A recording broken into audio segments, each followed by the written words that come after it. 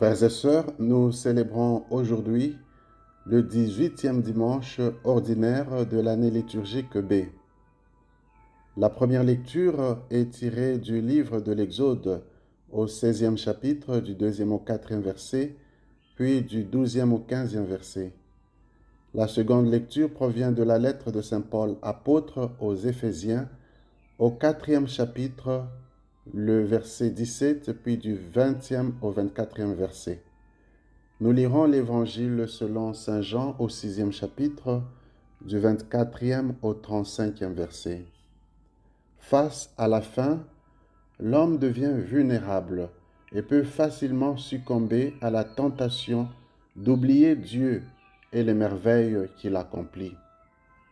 Les lectures de ce dimanche nous rappellent que la préoccupation pour le pain quotidien ne doit pas l'emporter sur la nécessité d'œuvrer pour la vraie nourriture, celle qui ne périt pas et qui conduit jusqu'en la vie éternelle.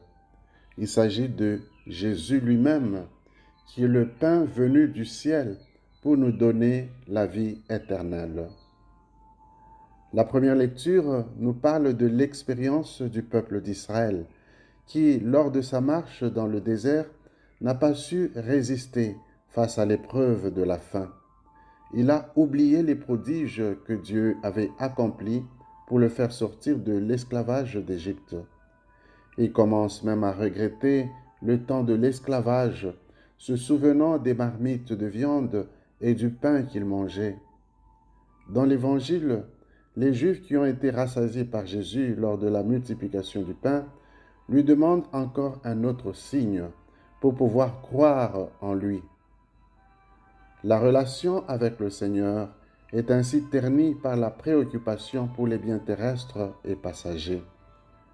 C'est pour cela que Jésus demande aux Juifs de travailler non pas pour la nourriture qui se perd, mais pour celle qui demeure jusqu'en la vie éternelle.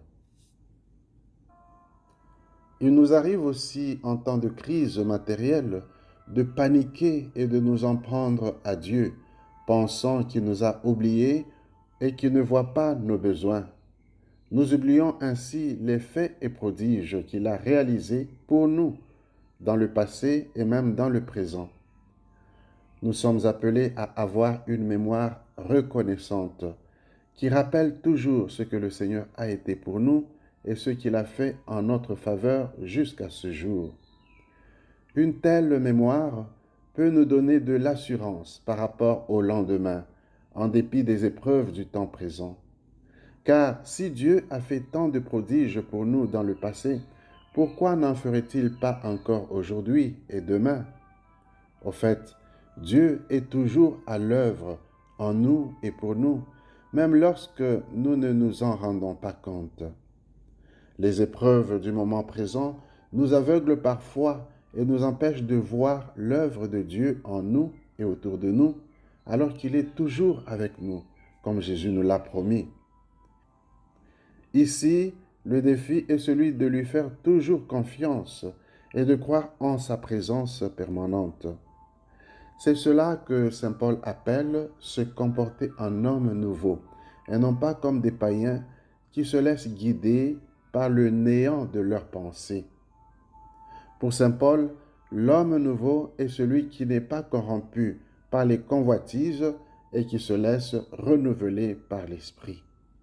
L'homme nouveau est donc celui qui a faim de Jésus et qui croit en lui, non seulement à cause des signes qu'il réalise, mais parce qu'il vient combler la faim spirituelle par le don de sa propre vie.